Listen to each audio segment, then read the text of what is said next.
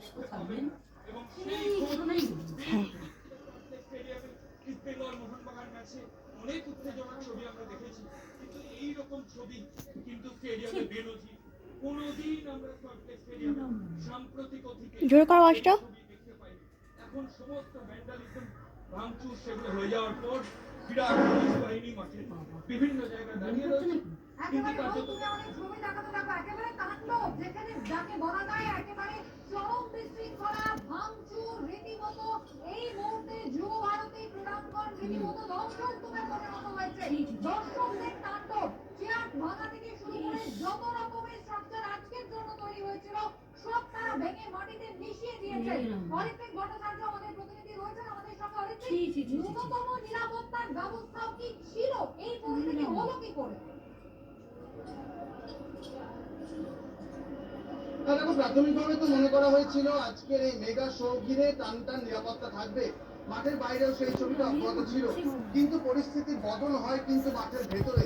এই মুহূর্তে তোমাকে যুবভারতীর যে অংশের ছবি দেখাবো, এই যে আমরা বলছিলাম যে চেয়ার ছোড়া হয়েছে বারবার, সেই পরিস্থিতিটা কোথায় গিয়ে দাঁড়িয়েছে। প্রচুর চেয়ার, এগুলো কিন্তু প্রত্যেকটি গ্যালারির চেয়ার, মিডিল টায়ার থেকে লোয়ার টায়ার থেকে এই চেয়ারগুলো কিন্তু ছুঁড়ে এখানে ফেলা হয়েছে, ছুঁড়ে মানে উপরে ফেলা হয়েছে। আর আমি যদি গ্যালারির দিকে তাকাই তাহলে তুমি বুঝতে পারবে কত চেয়ার এখানে ফেলা হয়েছে এবং সেগুলোকে কিন্তু মাঠের দিকে ছোড়া হয়েছে। গোটা পরিস্থিতি যেটা হয়েছিল কিছুক্ষণের মধ্যেই এই পরিস্থিতি বদলে যায়। মেসি এখানে আসেন, 10 মিনিটের মধ্যে তাকে এখান থেকে বার করে নেওয়া হয় এবং দর্শকদের যেটা অভিযোগ, তারা মহার্ঘ টিকিট কেটেছেন, অপেক্ষা করেছেন, কিন্তু মেসি দর্শন করতে পারেননি। তারপরে কিন্তু ক্ষোভ চরমে ওঠে এবং প্রথমে বোতল ছোড়া হয়, তারপর চেয়ার ভাঙচুর করা হয় এবং শেষ পর্যন্ত যুব ভারতীর এই পিচ, যে মাঠের মধ্যে এই আজকে মেসি এখানে ঘুরছিলেন, মেসিকে দেখার কথা ছিল, সেই মাঠের মধ্যে দর্শক চলে আসেন, প্রায় মাঠের দখল নেন বলা চলে। সার্বিকভাবে যেটা বলার যে এই যুব ভারতী ক্রীড়াঙ্গন পরিচিত ফুটবল স্টেডিয়াম, তার ফলে প্রচুর উত্তেজনার সাক্ষী। মোহনবাগান ইস্ট বেঙ্গলের মতন গুরুত্বপূর্ণ ম্যাচ হয়েছে, সেখানে উত্তেজনা হয়েছে, সেই উত্তেজনা প্রশমিত হয়েছে তারপরে। কিন্তু যেটা মনে করা হচ্ছিল যে আজকে অন্তত কোনো প্রতিপক্ষ থাকবে না, তার ফলে শুধুই উৎসবের মেজাজ থাকবে যুব ভারতী জুড়ে, সেই পরিস্থিতি কিন্তু রইল না। মেসির কলকাতার দ্বিতীয় সফর যে স্মরণীয় রইল না, সেটা একেবারে বলাই চলে। তার কারণ আমরা দেখতে পাচ্ছি এখনো যুব ভারতী প্রায় ধ্বংসস্তূপ। এই চেহারা কিন্তু যুব ভারতীর ইদানিংকালে পর্যন্ত দেখা যায়নি। তুমি খেলা দেখতে এসেছি, মেসির পুরো শো দেখতে এসেছিলাম। এবার মেসিকে আমরা সত্যি কথা বলতে আমরা অনেক দূর দূর থেকে এসেছি। এবার মেসি যদি এরকমই করতো, মেসিকে যদি এরকমই করানো হতো, তাহলে কি আমরা কেন এসেছি? এটাই আমাদের বক্তব্য। তাহলে আমরা তো মেসিকে একবার এক পলকের জন্য দেখতে পেয়েছি, আর দেখতেই পাইনি। তাহলে মানুষ কেন ক্ষোভ প্রকাশ করবে না? কেন মানুষ এইদিকে যে দেখার এই সামনের দিকে একটি জায়ান্ট স্ক্রিন রয়েছে, দর্শকদের যেটা অভিযোগ, এই জায়ান্ট স্ক্রিনেই মেসিকে শুধুমাত্র কিছুটা দেখা গিয়েছে, তার বাইরে তারা দেখতে পাননি। যদি জায়ান্ট স্ক্রিনে দেখতে হয় তাদের কাছে তাদের টেলিভিশন স্ক্রিন রয়েছে, তাদের কাছে মোবাইল রয়েছে, তারা সেখানে দেখতে পারতেন। কিন্তু টিকিট কেটে মাঠে এসে মেসি দর্শন না হওয়াতেই কিন্তু ক্ষোভের সূত্রপাত। সেই ক্ষোভই কিন্তু একেবারে লাগাম ছাড়ায় এবং যার জেরে এই মুহূর্তে যুব ভারতী জুড়ে ধ্বংসস্তূপের চেহারা। এবং তারপরে এই মুহূর্তে পুলিশ এসছে, প্রচুর সংখ্যায় পুলিশ এসছে, মাঠের বাইরে মাঠের ভেতরে পুলিশ প্রচুর মোতায়েন হয়েছে আমরা দেখতে পাচ্ছি। তারা এখানে এসছে, অনেকেই কিন্তু ভেতরে টহল দিচ্ছেন, মাঠ ফাঁকা করার চেষ্টা করছেন। কিন্তু সার্বিকভাবে যে পরিস্থিতি তৈরি হয়েছে, তাতে কিন্তু যুব ভারতীকে ধ্বংসস্তূপ বলাই চলে। এবং তার পাশাপাশি যেটা বলে রাখা দরকার, 14 বছর পর লিওনেল মেসি কলকাতায় এসেছিলেন, 14 বছর পর লিওনেল মেসি যুব ভারতীতে এসেছিলেন, তার এবারকার যে সফর সেটা যে সুখকর হলো না, সেটা কিন্তু বলাই বাহুল্য। একেবারে ফুটবলের শহর, গতকাল রাত থেকে কিন্তু প্রবল হচ্ছিল। যখন তারা কিংবদন্তি ফুটবলার লিওনেল মেসিকে দেখতে পাবেন, তার সঙ্গে আরো দুজনকে দেখতে পাবে, কিন্তু মাত্র কয়েক মিনিট আর তারপরে কিন্তু খুব আছড়ে পড়লো যুব ভারতী ক্রীড়াঙ্গনের ময়দানে। আর তারপরে একেবারে ধ্বংসলীলা এখানে শুরু হয়ে গেল, তাণ্ডবের পরিস্থিতি। নদীর তীরের একটা ঘটনার সাক্ষী আজকে রইল তিলোত্তমা। সরাসরি আমাদের প্রতিনিধি আমাদের সঙ্গে রয়েছেন এই মুহূর্তে, বৈদ্যনাথ চক্রবর্তী রয়েছেন এই মুহূর্তে আমাদের সঙ্গে। বলুন কি পরিস্থিতি? দেখো, সল্টলেক স্টেডিয়ামের মাঠের মধ্যে আমরা রয়েছি। একটা জায়গা প্রথমে দেখাবো, একটা ছোট্ট রাইজার, একটা প্ল্যাটফর্ম করা হয়েছিল লিও মেসি মাঠের মধ্যে ঢুকে এই জায়গায় দাঁড়াবেন। এই মুহূর্তে রাইজারের অবস্থা দেখো, উপরের কার্পেট সেটা ছিঁড়ে পড়ে রয়েছে, রাইজারের একটা অংশ সেটাও এখানে টুকরে এইভাবে একটা অংশ এখানে পড়ে রয়েছে এবং চারিদিকে অবিন্যস্ত অবস্থায় কার্পেটগুলো রয়েছে, জলের বোতল থেকে বাকেট চেয়ার। কিছুদিন আগে রাজ্য সরকারের তরফ থেকে সল্টলেক স্টেডিয়ামে এই বাকেট চেয়ারগুলো লাগানো হয়েছিল, কিন্তু এই মুহূর্তে বাকেট চেয়ারগুলো মাঠের মধ্যে পড়ে রয়েছে। দেখো, মাঠের মধ্যে, স্টেডিয়ামের মধ্যে এই বাকেট চেয়ার যেগুলো স্টেডিয়ামের গ্যালারিতে থাকার কথা, দর্শকরা সেগুলো খুলে এইভাবে মাঠের মধ্যে ছুড়েছেন। এবার আরো কয়েকটা ছবি দেখাই। এই দেখো সল্টলেক স্টেডিয়ামের গ্যালারি। ইস্ট বেঙ্গল, মোহনবাগান বা যে কোনো বড় ম্যাচে এই গ্যালারি সবসময় পরিপূর্ণ থাকে। আজকে লিও মেসির জন্য এখানে আজকে প্রচুর মানুষ এসেছে। গ্যালারি কিন্তু সম্পূর্ণভাবে ভাঙা এবং একটা ফেন্সিং, অর্থাৎ যেগুলো দিয়ে পার্টিশন করা থাকে দর্শকদের, সেই ফেন্সিং সেটা পুরো ভেঙে মাঠে এরকমই ছবি যে ফেন্সিং দিয়ে ডিভাইড করেন প্রশাসনের আধিকারিকরা, সেই ফেন্সিং রাস্তায় পড়ে রয়েছে। চারিদিকে ধ্বংসস্তূপের ছবি সল্টলেক স্টেডিয়ামে।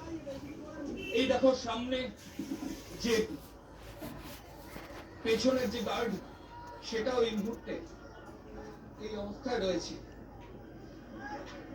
একটা বেনজির ছবি সল্টলেক স্টেডিয়াম জুড়ে বিভিন্ন জায়গায় দেখতে পাওয়া যাচ্ছে। একেবারে বহু আমরা ছবি দেখতে পাচ্ছি, তাণ্ডবলীলা চলেছে। একের পর এক হোর্ডিং থেকে শুরু করে, ফ্লেক্স থেকে শুরু করে, চেয়ার, কোনো কিছু আসতে নেই। এমনকি ভিআইপি যে সোফাগুলো ছিল সেগুলোতে পর্যন্ত আগুন লাগিয়ে দেওয়া হচ্ছে। দেখুন সেই ছবি। দর্শকরা তারা মাঠের মধ্যে নেমে এসেছেন, এত তারা জল ভরা বোতল ছুঁড়েছেন, চেয়ার টেবিল ছুঁড়েছেন, সমস্তটাকে এক জায়গায় পুরো তারা আগুন পর্যন্ত লাগিয়ে দিয়েছেন। পুলিশ নেমেছে, র্যাব নেমেছে, লাঠি উঁচিয়ে এদের ছত্রভঙ্গ করার চেষ্টা চলছে।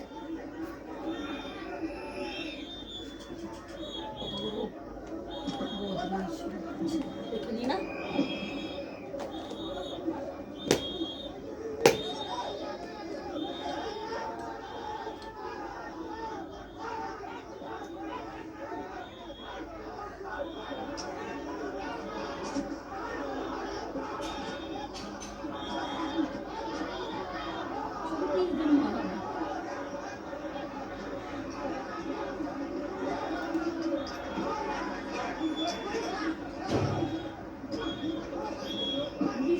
মারছে, পুলিশ আবার উঠে মারছে তাকে।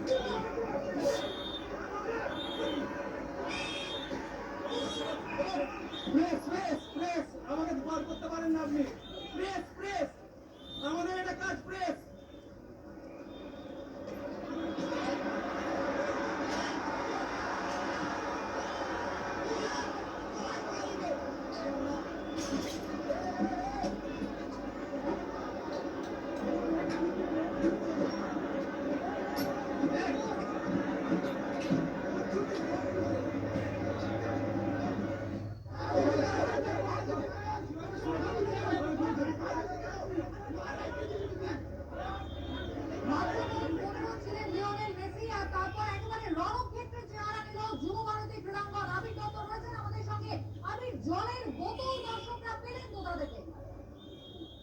প্রথমেই হচ্ছে যে পুলিশের এই যে তৎপরতা, এখন মাঠে নেমে যারা বিক্ষোভ করছেন তাদেরকে যে তৎপরতার সাথে সরানো হচ্ছে, এই তৎপরতা শুরু থেকে যে ছিল না সেটা বলাই বাহুল্য। তার কারণ প্রথম থেকে যারা এন্ট্রি নিচ্ছিলেন এই মাঠে প্রবেশ করার জন্য, তাদের হাতে বোতল সেগুলো ফেলে দেওয়া হয়েছে। অথচ 20 টাকা দাম যে বোতলের, জলের বোতলের যেটা বাইরে বিক্রি হয়, সেই জলের বোতল 150 টাকায় বিক্রি হয়েছে স্টেডিয়ামের ভেতরে।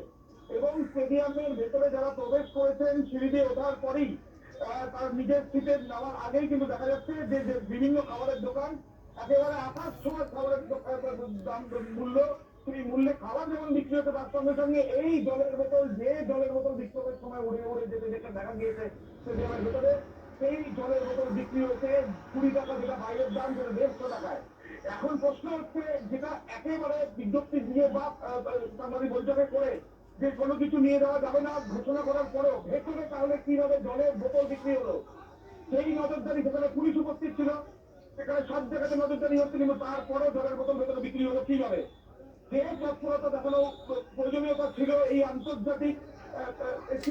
আন্তর্জাতিক লেভেলের এই একজন প্লেয়ার তার অনুষ্ঠানের ক্ষেত্রে, সেটা কি আদৌ ছিল শুধুমাত্র এই যে সিকিউরিটি, সেই সিকিউরিটি যারা দর্শকরা ঢুকছিলেন তাদের জন্য, নাকি মাঠে কি বিক্রি হচ্ছে বা তারা ঢুকছে সেই বিষয়গুলো দেখার প্রয়োজনীয়তা ছিল? যদি পারতো তাহলে কিভাবে 150 টাকার দামে এক একটা জলের বোতল বিক্রি হলো, এবং সেই জলের বোতলই দেখা গেল যেখান থেকে সূত্রপাত, যেগুলো গ্যালারি থেকে ক্ষোভ উঠে দিলেন দর্শকরা, তারা সেই জলের বোতল ছুড়ে মারলেন, তারপরে পুলিশ থাকা সত্ত্বেও ভেতরে প্রবেশ করলো এবং করার পর একেবারে ভ্যান্ডালাইজেশনের পরিস্থিতি তৈরি হলো। এর দায় কার?